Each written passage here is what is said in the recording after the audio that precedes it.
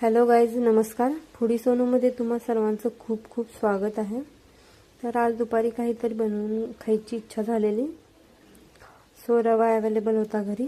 मग म्हटलं मस्त उपीट बनवूया, कारण ते झटपटी बनतं. त्यासाठी रवा मंद आचेवरती भाजून घेतला. त्याच्यानंतर तेलामध्ये जिरे मोहरीची फोडणी टाकली. जिरे मोहरी तडतडल्यानंतर त्याच्यामध्ये कांदा टोमॅटो टाकला. नंतर ते छान परतून घेतलं, थोडासा टोमॅटो मऊ होईपर्यंत. नंतर घरी शेंगा होत्या वाटाण्याच्या, म्हणून ते वाटाणे देखील टाकले थोडेसे.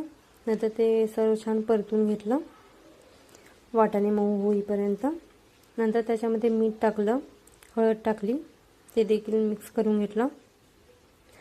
नंतर त्याच्यामध्ये आपण जो भाजून घेतलेला रवा होता तो टाकला, ते देखील व्यवस्थित मिक्स करून घेतलं.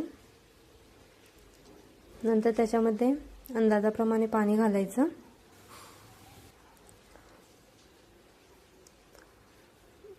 पाणी इतकंच घालायचं की जेणेकरून उपमा मऊसूद होईल. नंतर ते पाणी घातलेलं मिक्स करून घेतलं.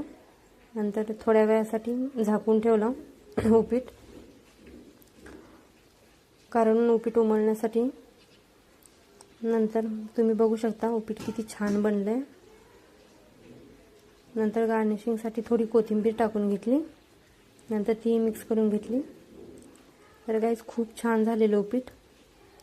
या तुम्ही देखील खायला.